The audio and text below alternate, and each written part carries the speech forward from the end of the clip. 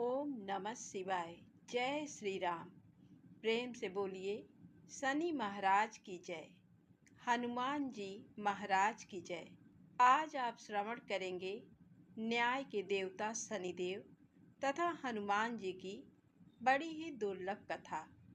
पुराणों के अनुसार शनिदेव का एक नाम कृष्ण भी है। ये नाम स्वयं श्री कृष्ण भगवान ने शनिदेव को दिया था। आज के दिन जो भी मनुष्य इस व्रत को करता है या कथा का श्रवण करता है तो उन भक्तों पर शनिदेव जी के साथ साथ हनुमान जी की कृपा भी प्राप्त होती है, क्योंकि शनि दोष से परेशान मनुष्य इस दिन हनुमान जी की कथा को सुनने तथा भजन कीर्तन करने से उनकी सभी प्रकार के ग्रह और साढ़े साती ढैया समाप्त हो जाती है और साथ ही शनिदेव की कृपा से भक्तों को रोगों से मुक्ति मिलती है। तो भक्तजनों, आइए श्रवण करते हैं दुख दारिद्र्य को दूर करने वाली शनिदेव जी की बड़ी ही दुर्लभ पावन कथा। उससे पहले आइए सुनते हैं एक प्रेरक कहानी। होनी बहुत बलवान है। अभिमन्यु के पुत्र राजा परीक्षित थे। राजा परीक्षित के बाद उनके पुत्र जन्मेजय राजा बने। एक दिन जन्मेजय वेद व्यास जी के पास बैठे थे। बातों ही बातों में जन्मेजय ने कुछ नाराजगी से वेद व्यास जी से कहा कि जहाँ आप समर्थ थे, भगवान श्री कृष्ण थे, भीष्म पितामह, गुरु द्रोणाचार्य, कुल गुरु कृपाचार्य जी, धर्मराज युधिष्ठिर जैसे महान लोग उपस्थित थे, फिर भी आप महाभारत के युद्ध को होने से नहीं रोक पाए और देखते देखते अपार जन धन की हानि हो गई। यदि मैं उस समय रहा होता तो अपने पुरुषार्थ से इस विनाश को होने से बचा लेता। अहंकार से भरे जन्मेजय के शब्द सुनकर भी व्यास जी शांत रहे। उन्होंने कहा, पुत्र, अपने पूर्वजों की क्षमता पर शंका न करो। ये विधि द्वारा निश्चित था, जो बदला नहीं जा सकता था। यदि ऐसा हो सकता तो श्री कृष्ण में ही इतनी सामर्थ्य थी कि वे युद्ध को रोक सकते थे। जन्मेजय अपनी बात पर अड़ा रहा और बोला, मैं इस सिद्धांत को नहीं मानता। आप तो भविष्य वक्ता हैं। मेरे जीवन की होने वाली किसी होनी को बताइए। मैं उसे रोक कर प्रमाणित कर दूंगा कि विधि का विधान निश्चित नहीं होता। व्यास जी ने कहा, पुत्र, यदि तू यही चाहता है तो सुन। कुछ वर्ष बाद तू काले घोड़े पर बैठकर शिकार करने जाएगा। दक्षिण दिशा में समुद्र तट पर पहुंचेगा। वहां तुम्हें एक सुंदर स्त्री मिलेगी जिसे तू महलों में लाएगा और उससे विवाह करेगा। मैं तुमको मना करूंगा कि ये सब मत करना, लेकिन फिर भी तुम ये सब करोगे। इसके बाद उस लड़की के कहने पर तू एक यज्ञ करेगा। मैं तुमको आज ही चेता रहा हूँ कि उस यज्ञ को तुम वृद्ध ब्राह्मणों से कराना, लेकिन वह यज्ञ तुम युवा ब्राह्मणों से कराओगे। और जन्मेजय ने हंसते हुए व्यास जी की बात काटते हुए कहा कि मैं आज के बाद काले घोड़े पर ही नहीं बैठूंगा, तो ये सब घटनाएं घटित ही नहीं होंगी। व्यास जी ने कहा कि ये सब होगा, और अभी आगे की सुन।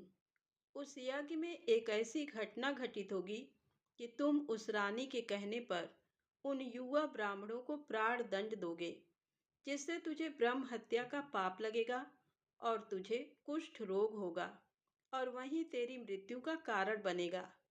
इस घटनाक्रम को रोक सको तो रोक लो। वेदव्यास जी की बात सुनकर जन्मेजय ने एहतियात बस शिकार पर जाना ही छोड़ दिया। परंतु जब होनी का समय आया तो उसे शिकार पर जाने की बलवती इच्छा हुई। उसने सोचा कि काला घोड़ा नहीं लूंगा, पर उस दिन उसे अस्तबल में काला घोड़ा ही मिला। तब उसने सोचा कि मैं दक्षिण दिशा में नहीं जाऊंगा, परंतु घोड़ा अनियंत्रित होकर दक्षिण दिशा की ओर गया और समुद्र तट पर पहुंचा। वहां पर उसने एक सुंदर स्त्री को देखा और उस पर मोहित हुआ। जन्मेजय ने सोचा कि इसे लेकर महल में तो जाऊंगा, लेकिन शादी नहीं करूंगा। परंतु उसे महलों में लाने के बाद उसके प्यार में पड़कर उससे विवाह भी कर लिया। फिर रानी के कहने से जन्मेजय द्वारा यज्ञ भी किया गया और उस यज्ञ में युवा ब्राह्मण ही रखे गए। किसी बात पर युवा ब्राह्मण रानी पर हंसने लगे। रानी क्रोधित हो गई और रानी के कहने पर राजा जन्मेजय ने उन्हें प्राण दंड की सजा दे दी। फलस्वरूप उसे कोढ़ हो गया। अब जन्मेजय घबरा गया और तुरंत व्यास जी के पास पहुंचा और उनसे जीवन बचाने के लिए प्रार्थना करने लगा। वेद व्यास जी ने कहा कि एक अंतिम अवसर तेरे प्राण बचाने का और देता हूँ। मैं तुझे महाभारत में हुई घटना का श्रवण कराऊंगा, जिसे तुझे श्रद्धा एवं विश्वास के साथ सुनना है। इससे तेरा कोढ़ मिटता जाएगा। परंतु यदि किसी भी प्रसंग पर तूने अविश्वास किया तो मैं महाभारत का प्रसंग रोक दूंगा और फिर मैं भी तेरा जीवन नहीं बचा पाऊंगा। याद रखना, अब तेरे पास ये अंतिम अवसर है। अब तक जन्मेजय को व्यास जी की बातों पर पूरा विश्वास हो चुका था, इसलिए वह पूरी श्रद्धा और विश्वास से कथा श्रवण करने लगा। व्यास जी ने कथा आरंभ करी और जब भीम के बल के वह प्रसंग सुनाए जिसमें भीम ने हाथियों को सूंडों से पकड़कर उन्हें अंतरिक्ष में उछाला, वे हाथी आज भी अंतरिक्ष में घूम रहे हैं। तब जन्मेजय अपने आप को रोक नहीं पाया और बोल उठा कि यह कैसे संभव हो सकता है, मैं इसे नहीं मानता। व्यास जी ने महाभारत का प्रसंग रोक दिया और कहा कि पुत्र, मैंने तुझे कितना समझाया कि अविश्वास मत करना, परंतु तुम अपने स्वभाव को नियंत्रित नहीं कर पाए, क्योंकि यह होनी द्वारा निश्चित था। फिर व्यास जी ने अपनी मंत्र शक्ति से आवाहन किया और वे हाथी पृथ्वी की आकर्षण शक्ति में आकर नीचे गिरने लगे। तब व्यास जी ने कहा, ये मेरी बात का प्रमाण है। जितनी मात्रा में जन्मेजय ने श्रद्धा विश्वास से कथा श्रवण की, उतनी मात्रा में वह उस कुष्ठ रोग से मुक्त हुआ। परंतु एक बिंदु रह गया और वही उसकी मृत्यु का कारण बना। इस कथा का सार ये है कि कर्म हमारे हाथ में है, लेकिन उसका फल हमारे हाथों में नहीं है।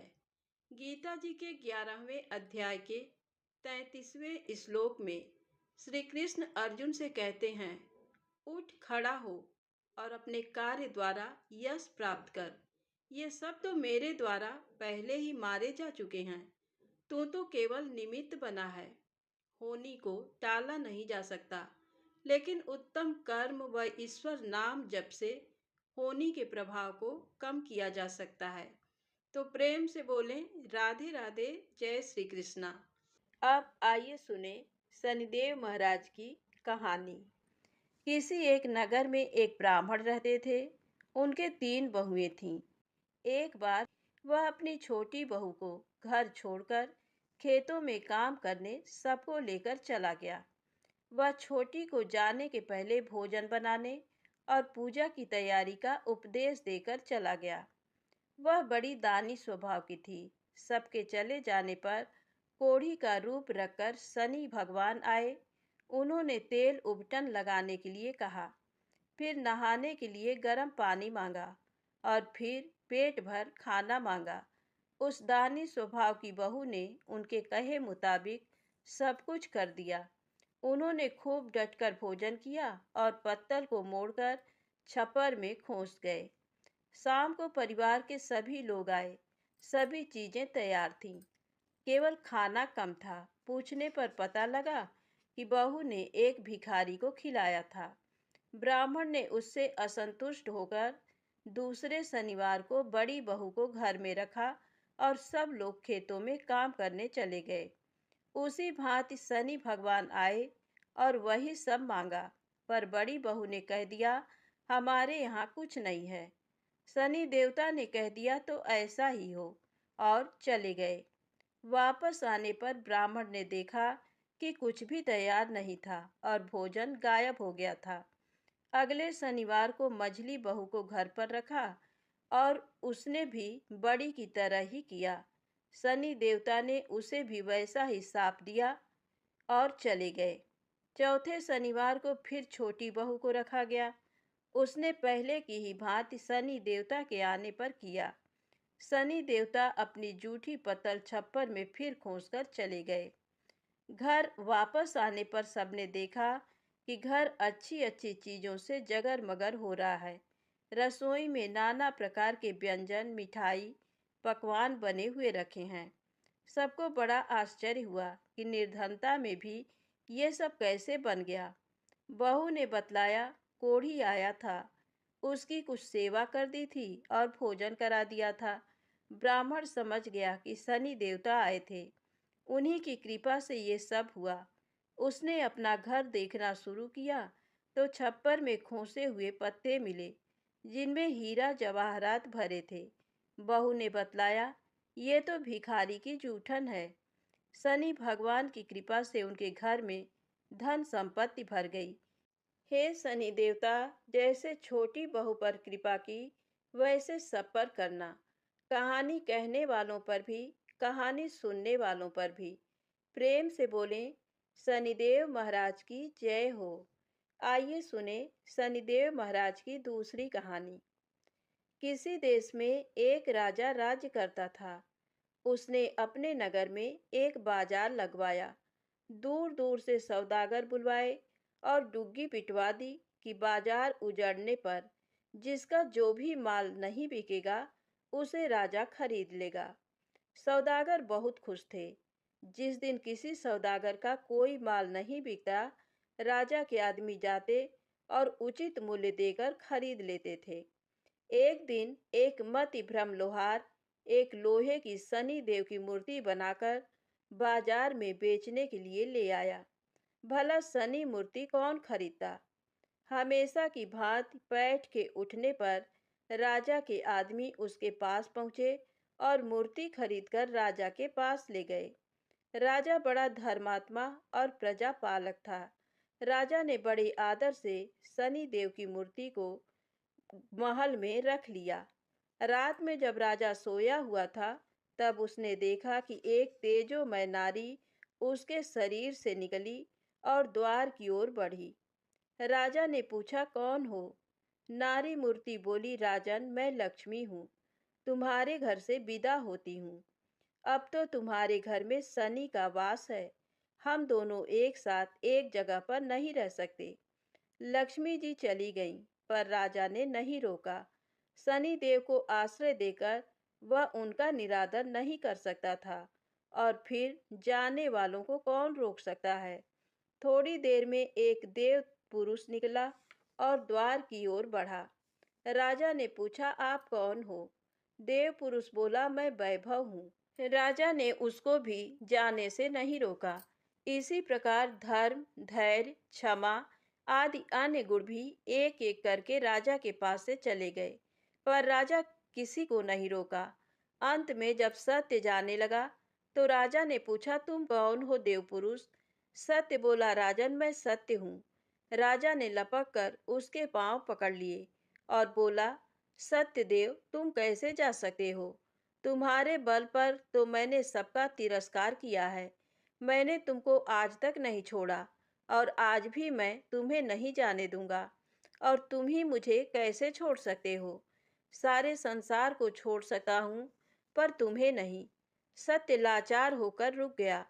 बाहर सब लोग सत्य की राह देख रहे थे। जब सत्य को बहुत देर हो गई, फिर भी वह न आया, तो धर्म बोला, सत्य के बिना मैं नहीं रह सकता, मैं वापस जाता हूँ। धर्म के पीछे दया, धैर्य, क्षमा, वैभव, लक्ष्मी सभी लौट आए।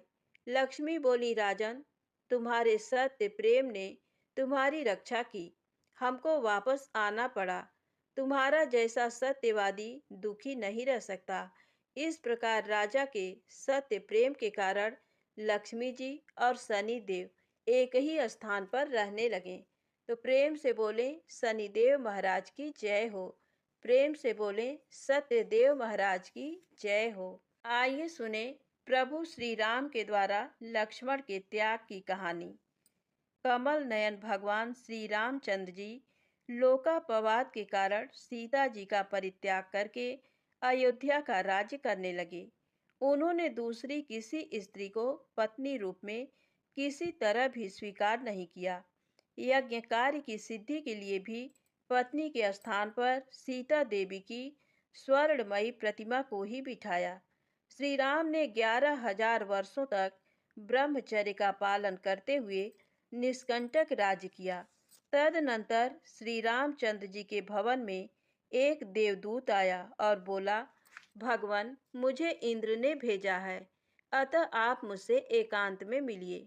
तब भगवान श्री राम ने एकांत में जाकर लक्ष्मण जी से कहा, लक्ष्मण, मैं जब तक इस देवदूत के साथ बैठकर वार्तालाप करूं, तब तक कोई यहाँ न आवे। यदि कोई आवेगा तो उसे मृत्यु दंड दिया जाएगा। अतः तुम राजद्वार पर उपस्थित रहकर इस बात की ओर दृष्टि रखो कि कोई आ न जाए और किसी के लिए वध का प्रसंग न उपस्थित हो जाए। लक्ष्मण ने बहुत अच्छा कहकर आज्ञा स्वीकार की और वे स्वयं राजद्वार पर खड़े होकर पहरा देने लगे। इधर देवदूत ने श्री राम के साथ वार्तालाप प्रारंभ किया। इंद्र तथा अन्य स्वर्गवासियों का संदेश सुनाते हुए उसने इस प्रकार कहा, महाभाग, आपने रावण का विनाश करने के लिए ही भूतल पर अवतार धारण किया था। वह दुष्ट मारा गया, त्रिभुवन का कंटक दूर हुआ। आपने इस समय देवताओं का सब कार्य पूर्ण कर दिया। अब यदि आपकी रुचि हो तो मृत्यु लोक त्याग कर दिव्य लोक में पधारिए।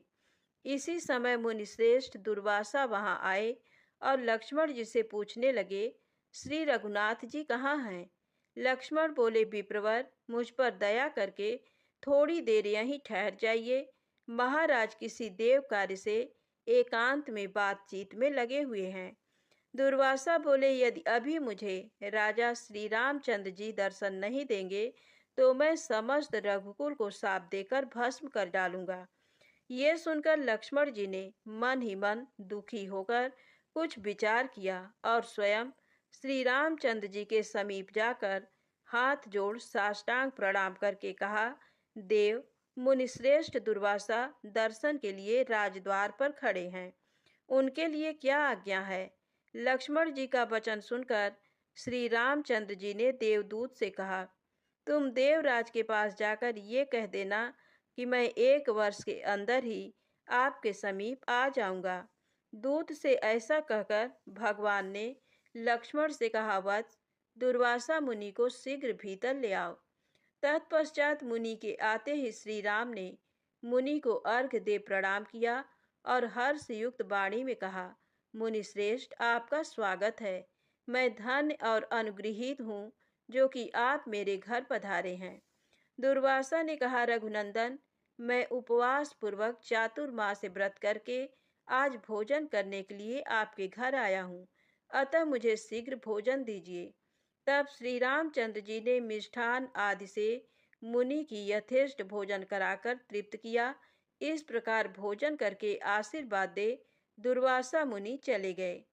तब लक्ष्मण ने भगवान श्री राम से कहा, प्रभो, अब मुझे मृत्यु दंड मिलना चाहिए।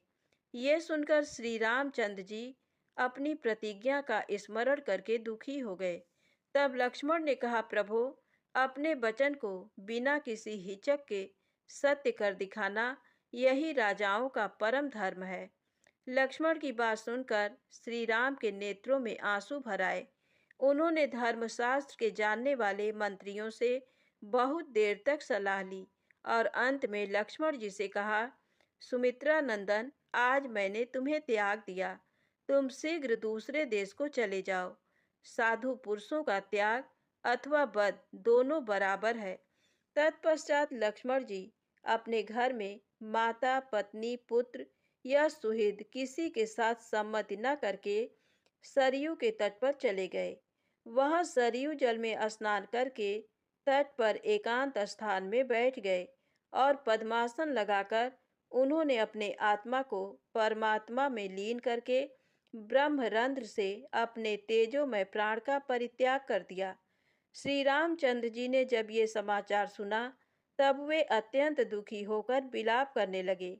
वे मंत्रियों और सुहित जनों को साथ लेकर स्वयं उस स्थान पर गए और करुण स्वर में हा वत्स कहकर फूट फूट कर रोने लगे।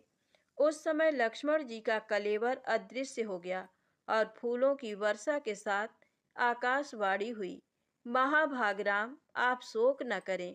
ब्रह्म ज्ञान से संयुक्त लक्ष्मण जी सर्व संन्यास करके परम धाम को पधार गए हैं। आकाशवाणी की ये बात सुनकर मंत्रियों ने कहा, महाराज, ये लक्ष्मण परम सिद्धि को प्राप्त हुए हैं, अतः अब अपने घर को लौटिए।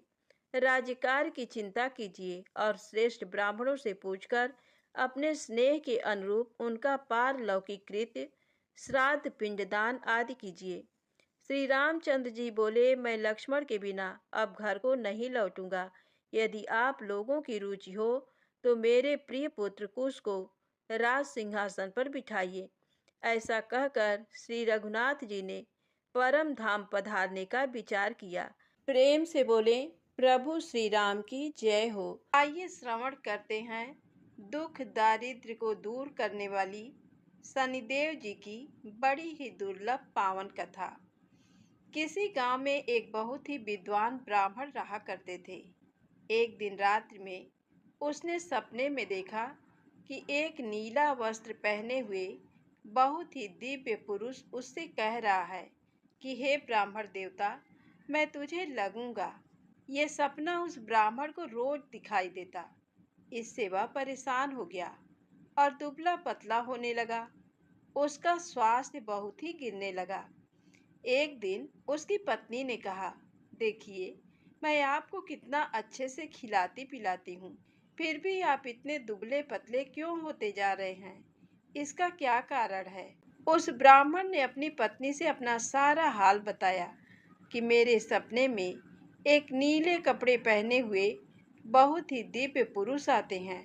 वे मुझसे कहते हैं कि हे ब्राह्मण, मैं तुझे लगूंगा। अब यही सोचकर मुझे भूख प्यास नहीं लगती, मैं दुबला होता जा रहा हूँ। तब ब्राह्मणी ने कहा, हे पतिदेव, मुझे लगता है कि आपको शनि भगवान दर्शन देते हैं।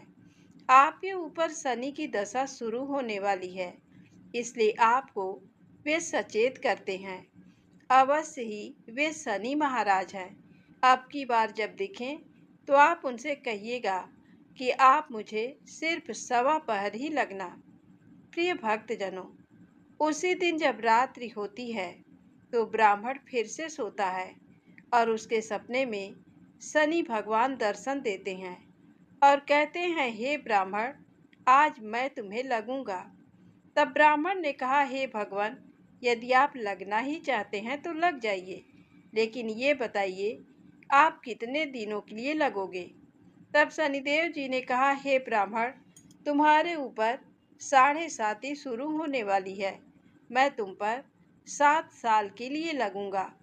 तब ब्राह्मण ने कहा, क्षमा कीजिए भगवान, इतना भारी तो मुझसे झेला नहीं जाएगा, 7 साल बहुत हैं। तब शनिदेव जी बोले, अच्छा 5 वर्ष के लिए लगूंगा। तब ब्राह्मण ने कहा, शनि महाराज, ये भी मेरे लिए ज्यादा है। तो शनि भगवान बोले, तो ठीक है, 2.5 साल का लग जाऊं। ब्राह्मण ने फिर मना कर दिया। तब शनि देव कहने लगे, सवा पहर का लगूंगा तो ठीक रहेगा। प्रिय भक्तजनों, उसे सवा पहर की शनि की दशा लग गई। ब्राह्मण ने नींद से उठते ही अपनी पत्नी से कहा, देखो, मेरे सवा पहर की शनि की दशा लगी है, इसलिए मैं जंगल में जाकर समय बिताऊंगा। तुम मेरे खाने पीने का सारा सामान बांध दो और इस सवा पहर में कोई गाली भी दे तो उसे भी सुन लेना। ऐसा कहकर ब्राह्मण अपने घर से जंगल की ओर चल दिया। जंगल में ब्राह्मण एक पीपल के पेड़ के नीचे बैठ गया और हनुमान जी का पाठ करने लगा। एक पहर बीत गया तो ब्राह्मण ने सोचा, बाकी का समय तो रास्ते में ही बीत जाएगा, और वहां से चल दिया। और रास्ते में चलते हुए उसे एक सब्जी मंडी दिखाई दी, तो उसने सब्जी मंडी में से एक बड़ा सा कद्दू खरीदा। कद्दू खरीदकर अपनी चादर में लपेटकर वहां से चल दिया। तभी रास्ते में शनि महाराज एक साधु का वेश बदलकर उसके पास आते हैं और कहते हैं, तुम्हारे चादर में क्या है? तो ब्राह्मण ने कहा, हे साधु महाराज, मेरी इस चादर में तो कद्दू है। साधु ने कहा, अच्छा, कद्दू है तो दिखाओ। जब ब्राह्मण ने अपना चादर दिखाया तो आश्चर्य, उसमें तो उस राज्य के राजा के बेटे का कटा हुआ सर था। ये देखते ही साधु महाराज, जो कि शनि देव जी थे, उस ब्राह्मण को लेकर राज दरबार में पहुंच गए और राजा से कहने लगे, महाराज, ये देखिए, ये दुष्ट दुराचारी आपके पुत्र की हत्या करके उसके सिर को काट के अपने चादर में लेकर घूम रहा था। इसे आप दंड दीजिए।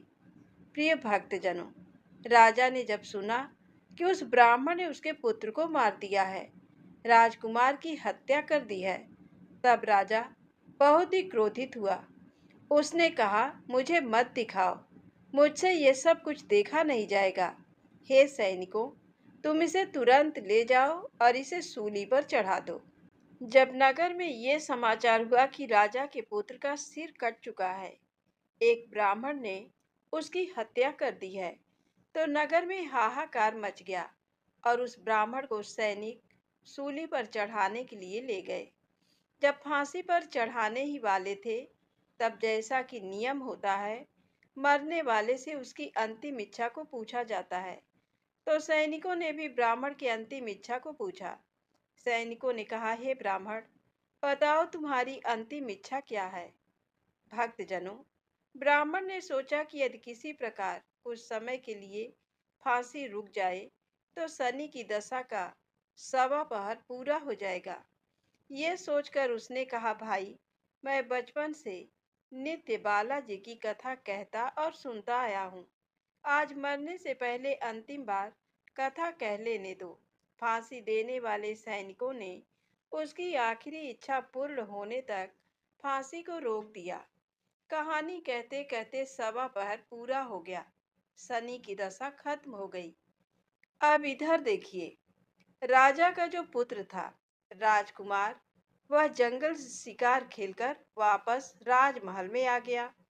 राजमहल में राजकुमार को देखते ही राजा बड़ा ही प्रसन्न हुआ, लेकिन मन ही मन उसे डर भी लगा। यदि उस निर्दोष ब्राह्मण को फांसी चढ़ा दिया गया होगा तो ब्राह्मण हत्या का दोष लग जाएगा। राजा ने 2 घुड़सवार को जल्दी से फांसी घर की तरफ दौड़ाया और ब्राह्मण को आदर सहित दरबार में आने का हुक्म दिया। ब्राह्मण राज दरबार में उपस्थित हुआ तो राजा ने क्षमा याचना मांगते हुए कहा कि आपके बगल में जो चादर है उसे खोलकर दिखाओ। राजा की आज्ञा के अनुसार ब्राह्मण ने चादर खोली तो उसमें कद्दू था। राजा ने ब्राह्मण को बहुत सा धन दिया और पूछा, हे ब्राह्मण देवता, मुझे ये समझ में नहीं आया, इस सब के पीछे रहस्य क्या है? ये सब क्यों हुआ? आखिर ये सब था क्या? तब ब्राह्मण ने कहा, हे महाराज, मुझे 1.25 पहर की शनि की दशा लगी थी, इसलिए ये सब कुछ हुआ।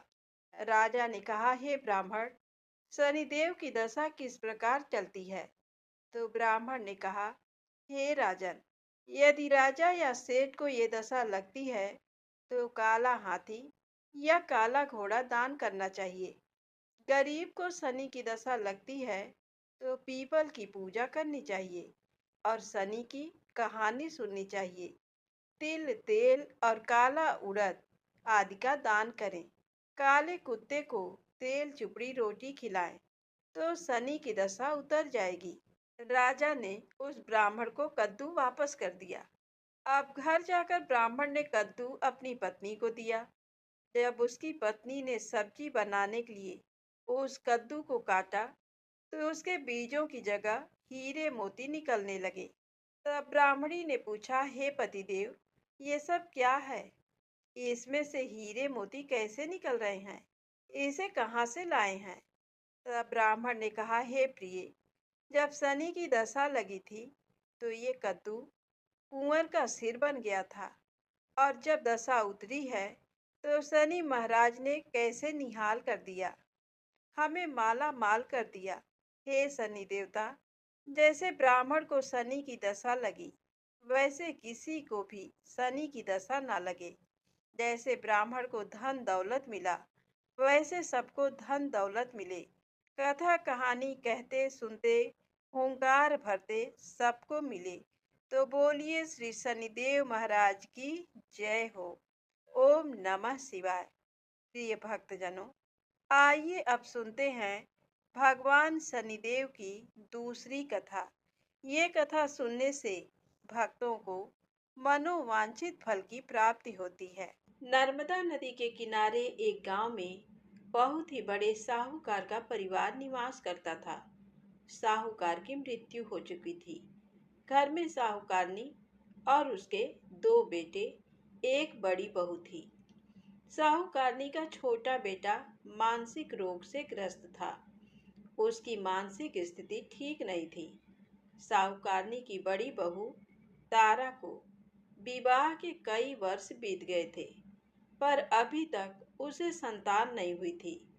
तारा को सदैव यही भय था कि कहीं उसके पति संतान पाने के लिए दूसरा विवाह ना कर लें। यदि उसके पति ने दूसरा विवाह कर लिया तो उसे सौतन का दुख सहना पड़ेगा। इसी डर से तारा ने एक योजना बनाई और उसने अपने घर में काम करने वाली नौकरानी चंदा से अपने देवर चंदन का विवाह कराने के लिए अपनी सास साहूकारनी तथा अपने पति को मना लिया। चंदा स्वभाव से बड़ी ही दयालु तथा कृष्ण भक्त थी। वह बचपन से ही उसी साहूकार के घर में काम करती थी। उसका अपना कोई नहीं था। अब चंदा का विवाह मानसिक रोगी चंदन से करा दिया गया। कुछ साल बाद चंदा ने एक सुंदर पुत्र को जन्म भी दिया, किंतु चंदा की जेठानी तारा ने चंदा का बच्चा छीन लिया और उसे घर से धक्के मारकर बाहर निकाल दिया। और तारा ने अपने पति को भी अपने पक्ष में कर लिया। बेचारा चंदन तो मानसिक रोगी था, वह कर भी क्या सकता था, और वह साहूकारनी चाह कर भी कुछ ना कर सकी। दरअसल में ये तो तारा की चाल थी। उसने तो कभी चंदा को अपनी देवरानी माना ही नहीं। वह तो सिर्फ चंदा से उसका बच्चा लेना चाहती थी ताकि उसे पाल पोस कर अपना नाम दे सके। अब देखिए, चंदा के बार बार रोने गिड़गिड़ाने पर भी तारा नहीं मानी और उसे उसे गांव से ही निकाल दिया। अब चंदा गांव गांव भटकने लगी।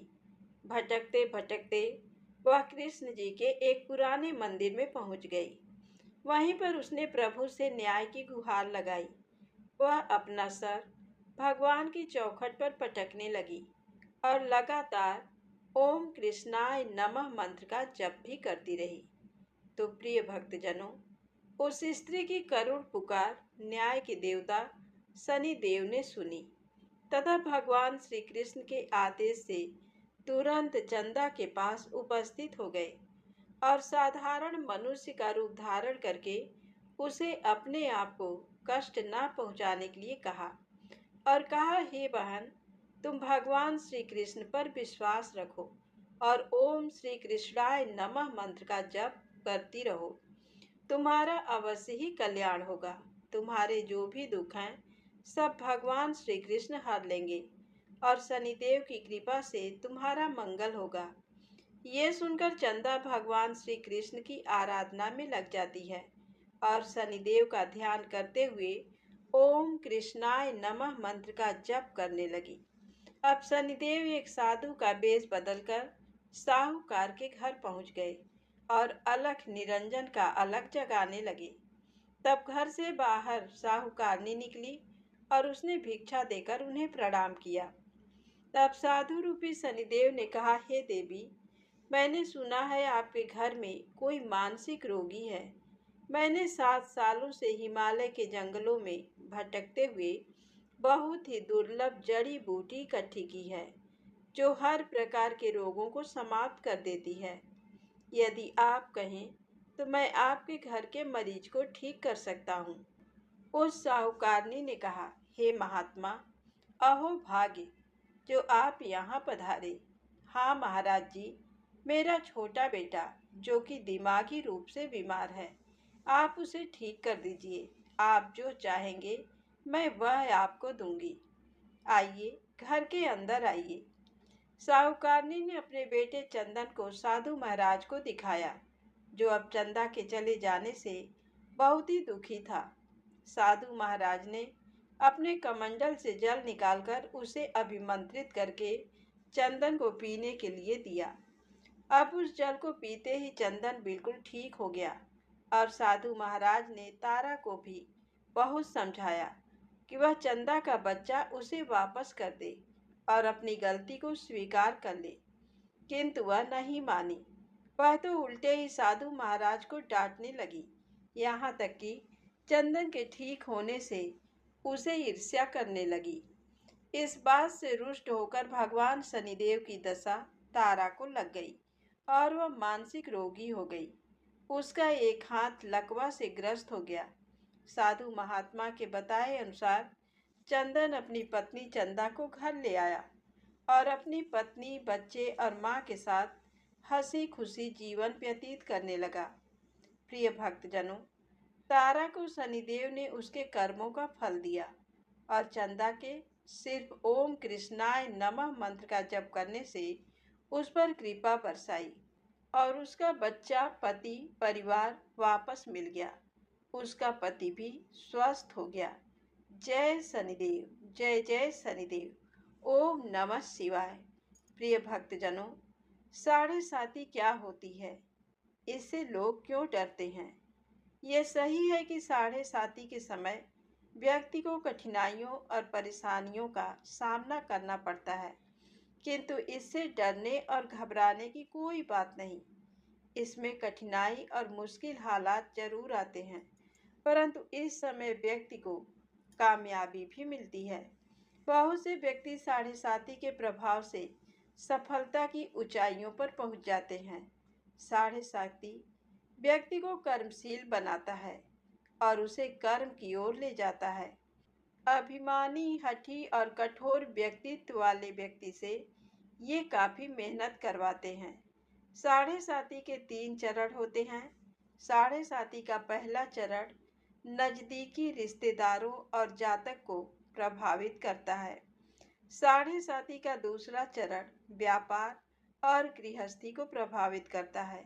साढ़े साती का तीसरा चरण परिवार और स्वास्थ्य को प्रभावित करता है। भगवान शनिदेव न्याय के देवता हैं। ये कभी भी किसी को ऐसे दंड नहीं देते। यदि दंड देते हैं तो उसे उसके साथ बहुत ही बड़ी शिक्षा भी देते हैं। जैसे एक माता अपने पुत्र की गलती पर उसे दंड देती है, उसकी भलाई के लिए, उसे सही मार्ग पर जाने के लिए, ठीक वैसे ही शनिदेव कर्म और न्याय के पथ पर चलने के लिए मनुष्य को दंड देते हैं, ताकि वह डरकर आगे ऐसा कार्य ना करे और अपने जीवन को सरल और सार्थक बनाए। भगवान शनिदेव तो न्याय के मूर्ति हैं। इनकी पूजा और भक्ति करके व्यक्ति धन, ऐश्वर्य से संपन्न हो जाता है और सफलता की नई ऊंचाइयों को छूता है। जीवन में तरक्की करता है। घर में सुख, समृद्धि, वैभव का आगमन होता है और व्यक्ति का जीवन बड़ा ही सुखमय हो जाता है। शनिदेव भगवान को प्रसन्न करने के लिए शनिवार के दिन पीपल के पेड़ के नीचे शाम को दिया अवश्य जलाएं और कुत्ते को तेल से चुपड़ी रोटी खिलाएं। शनिवार को जल में तिल डालकर पीपल को चढ़ाएं। इससे शनिदेव अत्यंत प्रसन्न होते हैं और ओम कृष्णाय नमः महामंत्र का जप भी करें। तो बोलिए श्री शनिदेव महाराज की जय।